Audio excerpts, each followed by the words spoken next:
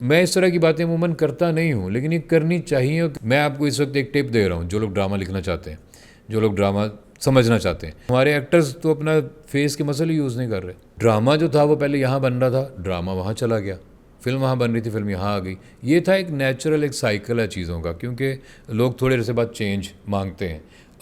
जैसे weather change होता है, वेदर चेंज होता है तो आपका जहन चेंज हो जाता है, आपके कलर्स चेंज हो जाते हैं जो आप पहन रहे हैं, आपके कपड़े चेंज हो जाते हैं, आपकी सोच चेंज होती है वेदर के साथ। इसलिए जब कोई ड्रामा बनता है तो सीजन्स टाइप उनको कहते हैं, ये सीज़न है, क्योंकि जब साथ साथ सीज़न चेंज हो रहा होता है, कहानी भी चेंज होनी चाहिए। अगर आप गर्मियों की कहानी सर्दियों में सुनाएंगे, नहीं किसी को पसंद आएगी, वो बिल्कुल आउट ऑफ प्लेस लगेगी। तो ये एक ट्रेंड था वो, लेकिन अब ये अननेचुरल है, ये अननेचुरली वहाँ पे रुका हुआ है ड्रामा, और रोका गया है ड्रामा।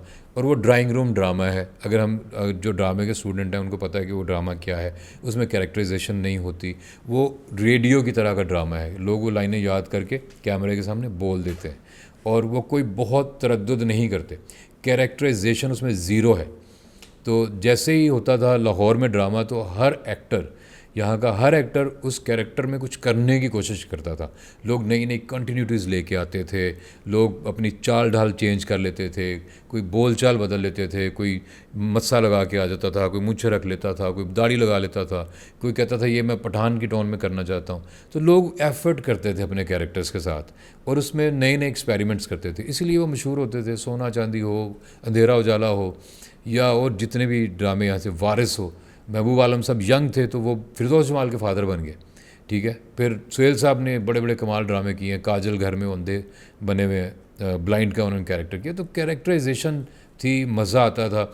और ड्रामा जो था वो ड्राइंग रूम से बाहर था, सारा इंडोर बहुत ही कम होता था। सारा ड्रामा या तो ओरिजिनल लोकेशंस पे हो रहा था, ठीक है, या कहीं खुली उस जगह पे हो रहा था। कैरेक्टर्स जो हैं वो सहन में बैठे हुए हैं, कैरेक्टर्स जो तांगे पे आ रहे हैं, कैरेक्टर्स जो हैं वैन में बैठे हुए हैं। अब तो सारा ड्रामा या तो लाउंज में है, या वो एक सीन जो है वो किचन में है, एक दो सीन बेडरूम में है, एक फ़ोन टॉक है, एक गाड़ी में सीन है, एक ऑफिस में है। अब तो आप सारे ड्रामे देख लें। मैं आपको इस वक्त एक टिप दे रहा हूँ, जो लोग ड्रामा लिखना चाहते हैं, जो लोग ड्रामा समझना चाहते हैं। वो टिप ये है कि आप जियो, हम टीवी और एयर वाई का ड्रामा कोई भी ड्रामा देख लें, और कॉपी पेंसिल पकड़ लें। उनके नंबर ऑफ़ सीन्स एक ही होंगे, एक जितने सीन होंगे, कैरेक्टर्स गिन लें, कैरेक्टर्स भी सेम होंगे। फिर उसके बाद देख लें कि सीन हैं कहाँ कहाँ पे, किस मुकाम पर हैं। एक होता है ना किरदार, फिर मुकाम होता है स्क्रिप्ट में, फिर उसके बाद ये होता है कि वक्त क्या है। तो आप सारे मुकाम देखेंगे एक जैसे होंगे, कि 3 सीन लाउंज में है, एक दरवाजे पे कर लो, एक गाड़ी में कर लो, 2 फ़ोन टॉक कर लो, एक टेरेस पे खड़े होकर कर लो, एक ऑफिस में कर लो। तो इसीलिए आपको एक जैसे लग रहे हैं। सारे ड्रामे मुख्तलिफ राइटर्स ने लिखे हुए हैं, सारे ड्रामे मुख्तलिफ डायरेक्टर्स ने किए हुए हैं, लेकिन वो एक जैसे लग रहे हैं, क्योंकि एक उन्होंने एक छापा बना लिया है, एक सांचा बना लिया, उसी में से वो निकाल रहे हैं। क्यों? क्योंकि वो कॉस्ट इफ़ेक्टिव है, वो एक फार्मूला है, एक उनको साफ पता चल जाता है कि ये ड्रामा कितने पैसे में एपिसोड बनेगी। इसको आप थोड़ा सा भी चेंज करेंगे तो इसकी कॉस्ट बढ़ जाएगी। तो क्रिएटिविटी का कोई सीन नहीं है यहाँ पे इस वक्त। लोग सिर्फ एक्टर्स ड्रामा याद करते हैं, और इससे ज़्यादा एक्टिंग तो रेडियो के एक्टर्स करते हैं। कभी आप रेडियो का ड्रामा करें जाके, वो प्रॉपर एक्टिंग करते हैं, इससे ज़्यादा एफर्ट कर रहे होते हैं वो।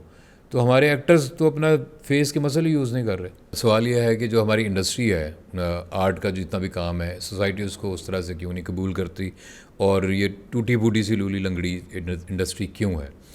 तो इसके रीज़न्स जो हैं, कोई एक रीज़न नहीं है, इसके बहुत सारे रीज़न्स हैं। एक इसका बहुत बड़ा रीज़न ये है कि हमारे जब सोसाइटी फॉर्म होती है, कोई भी सोसाइटी जब बनाई जाती है, जब कोई भी माशरे की बुनियाद रखी जाती है, तो उसमें कुछ इंग्रेडिएंट्स होते हैं। उसमें आर्ट होता है, कल्चर होता है, उसमें रहन सहन के तौर तरीके होते हैं, लिबास होता है उसमें, फिर उसमें रिलीजन भी आता है, फिर उसमें वैल्यूज़ आती हैं जो उस इलाके के लोगों की हैं। मिसाल के तौर पे अगर हम देखें कि कबाइली इलाके की जो वैल्यूज़ हैं, ज़रूरी नहीं कि वो बिल्कुल हर चीज़ के मुताबिक हों, बिल्कुल कानून के मुताबिक भी हों, मज़हब के मुताबिक भी हों, ऐसा नहीं होता। थोड़ा बहुत वो इलाके भी उसमें उसका असर होता है, इलाके की अपनी जो रहन सहन है, उसकी जो तहज़ीब व तमद्दन है, उसका असर होता है। जब हमारे मुल्क की बुनियाद रखी जा रही थी तो एक केओस का सीन था, ये कोई ऐसी ट्रांजिशन नहीं थी कि आराम से हमने एक मुल्क ले लिया और इस तरह करके। लोग मर रहे थे, कट रहे थे, लाखों लोगों ने हिजरत की।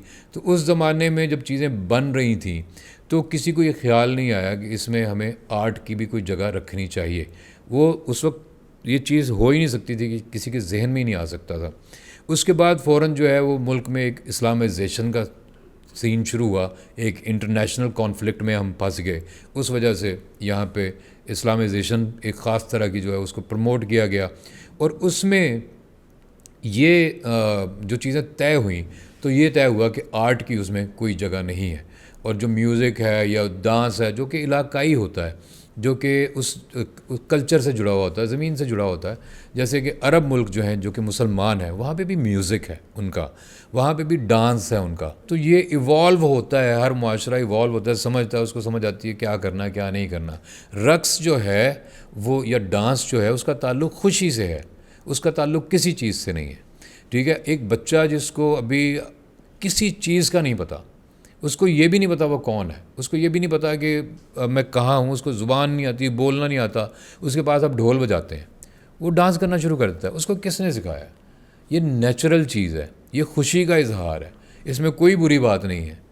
तो लेकिन अनफॉर्चुनेटली ये हुआ कि जब वो एक ख़ास तरह की इस्लामाइजेशन हुई जिसमें इन सारी चीज़ों को बिल्कुल ऐसे समझा गया। आप समझे, मैंने इस पर एक कॉलम भी लिखा हुआ है जो अखबार पर छपा है, कि जब इस सोसाइटी की बुनियाद रखी जा रही थी तो इसकी छत लोगों ने बहुत ही नीचे रख दी है। इसीलिए आप इसके अंदर रह के बड़े नहीं हो सकते, आपका बहुत जल्दी आपका सर इस छत को लग जाता है। इसलिए पाकिस्तान में कोई आदमी बड़ा नहीं हुआ, वो बाहर जाके बड़े हुए हैं। वो बाहर से लोगों ने कहा कि यार ये बहुत बड़ा आदमी है, तो हमने कहा कि अच्छा ये बड़ा आदमी है। वो पाकिस्तान में रहते हुए बड़ा नहीं हुआ। दूसरा, हमारे यहाँ एक ख़ास लेवल से ऊपर बड़ा होने की गुंजाइश भी नहीं है। और मैं ये भी लिखा उसके अंदर कि जब इस बुनियाद रखी जा रही थी तो जो नाली का रोड़ा उठा के इस बुनियाद में लगाया गया ना, वो शायद आर्ट है। उसकी जगह जो है ना, आर्ट की जगह ये रखी है उन्होंने कि उसको नाली का रोड़ा समझो, ये पत्थर जो है ना ये नाली में लगा दो। तो इस तरह से लोग इसको वो कहते हैं, बुरा समझते हैं। गाने वालों को मरासी कह रहे हैं, एक्टरों को कंजर कह रहे हैं, या एक्टरों को कह रहे हैं कि ये इस तरह हैं या उस तरह हैं, डायरेक्टर्स को कुछ और नाम दे रहे हैं। तो ये सोसाइटी में जो बहुत से मुहावरे हैं दूसरों को जलील करने के लिए, ये सारे ख़त्म हो जाने चाहिए। इवॉल्व होने की ज़रूरत है। और जो भी सोसाइटी जो है एक करवट रहती है ना, लेटी रहती है, वो नीचे से गल सड़ जाती है। तो उसकी करवट बदलने की ज़रूरत है। हमारी सोसाइटी की भी करवट बदलने की ज़रूरत है। ये गल चुकी है नीचे से। जब आप किसी मुआशरे में कल्चर की और आर्ट की गुंजाइश नहीं रखते, वो सोसाइटी अनहेल्दी होती है, वो मर जाती है, वो मरी हुई है।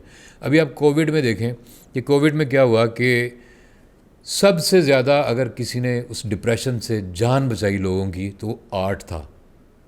उसका सबूत ये है कि जो सारे OTT प्लेटफॉर्म हैं, नेटफ्लिक्स हो या टीवी चैनल्स हों, वो उन्होंने अरबों रुपया बनाया, क्योंकि लोग घरों में बैठ के सिर्फ टीवी देख रहे थे, सिर्फ मीडिया देख रहे थे, सिर्फ एंजॉय कर रहे थे म्यूज़िक को, सिर्फ ड्रामा देख रहे थे। जो अर्तुगरुल रेजरेक्शन जो ड्रामा था अर्तुगरुल गाजी वाला, वो इसलिए इतना ज़्यादा देखा गया कि लोग घरों में बैठे हुए थे, डरे हुए थे। और एक ज़बरदस्त कैरेक्टर हमारे सामने है जो दलेर भी था, जो डर भी नहीं रहा था, वो तलवारबाजी भी कर रहा था, वो घोड़े पे भी बैठा हुआ था। तो जिस वक्त हम सब बहुत वीक थे तो हमने एक बहुत पावरफुल इमेज देखा, हम उससे कनेक्ट हो गए और वो सुपर हिट हो गया। तो ये पूरी एक साइंस है इन सारी चीज़ों की। तो इसलिए हमारी ये लूली लंगड़ी इंडस्ट्री है, क्योंकि इसको जगह देने के लिए तैयार नहीं है मुआशरा इसको कुछ नहीं समझता। फिरदौस जमाल सबसे ज़्यादा वैल्यू उस आदमी की है जो गली की नुक्कड़ पे किराने की दुकान खोल के बैठा हुआ बैठक में, वो ज़्यादा काबिल एतबार आदमी है। फिरदौस जमाल सब नहीं है अनफॉर्चुनेटली, या किसी का भी नाम ले लें। वो आर्ट की कोई इज़्ज़त है नहीं यहाँ पे, आर्टिस्ट की भी नहीं है, पूरी दुनिया में है। मैं इंडिया में जब काम किया तो मैं एक्टर था, वहाँ पे मैं एक्टिंग कर रहा था फिल्म के अंदर। तो मेरे लिए ये बड़ी हैरानकुन बात थी कि मैं उनके लिए कोई आला काम करने वाला आदमी था। मतलब जिस तरह से वो मेरा ख्याल रख रहे थे, जिस तरह से मुझे लगा कि मैं इनका लाडला कोई इंसान हूँ। जैसे वो छतरी पकड़ के चल रहे हैं, जैसे वो मेरा जूता पकड़ के चल रहा है एक आदमी, और मैं ऐसे पैर करता हूँ, वो आगे जूता रखता है और मैं उसको जानबूझ के तंग कर रहा हूँ उसका टेम्परामेंट चेक करने के लिए। मैंने कहा यार मैं नहीं पहनना। तो कहता सर वो डायरेक्टर साहब ने कहा। मैंने कहा बता दो उसको क्यों। कहता मैं नहीं पहनूँ। तो मैं उसको तंग कर रहा था, लेकिन ऐसा नहीं कि वो बुरा मान जाए या कुछ करे। और आप देखें इंडिया में सबसे बड़ा इमेज है गांधी, जिसको वो समझते हैं। गांधी साहब जो हैं वो उनका वो बापू उसको बोलते हैं, और वो सच में उसको अपना बाप समझते हैं, मतलब उस बाप से भी बड़ा समझते हैं, मैं आपको सही बता रहा हूँ। लेकिन गांधी साहब का मंदिर नहीं है वहाँ पे, मंदिर है अमिताभ बच्चन का और रजनीकांत का। ऐसा मंदिर जिस पे लोग जाके दुआएं मांगते हैं। वहाँ पे आप जब पहुँचते हैं तो सामने अमिताभ बच्चन की बुत लगा हुआ है, बुत है। यानी आर्ट और आर्टिस्ट इतना बड़ा है वहाँ पे। तो इतना बड़ा चलो ना करो पाकिस्तान में, थोड़ा बहुत तो उसको प्रॉपर एक स्पेस दो, उसको जगह दो। आप अपनी शादी पे म्यूज़िक चलाते हो, आप अपनी शादी पे डांस करते हो, तो खुशी मनाने का आपके पास तरीका ही कोई नहीं है डांस के अलावा। आप भी ना करो, फिर आप ना करो डांस, आप ना चलाओ म्यूज़िक। मैं इस तरह की बातें अमूमन करता नहीं हूँ, लेकिन ये करनी चाहिए और करनी पड़ेगी भी। जब तक हम ये नहीं करेंगे बात आगे बढ़ेगी नहीं। तो या तो मैं इससे ला ताल्लुक़ होकर जीना शुरू कर दूँ कि मेरा इससे क्या ताल्लुक़ है। मेरा ताल्लुक़ है, मैं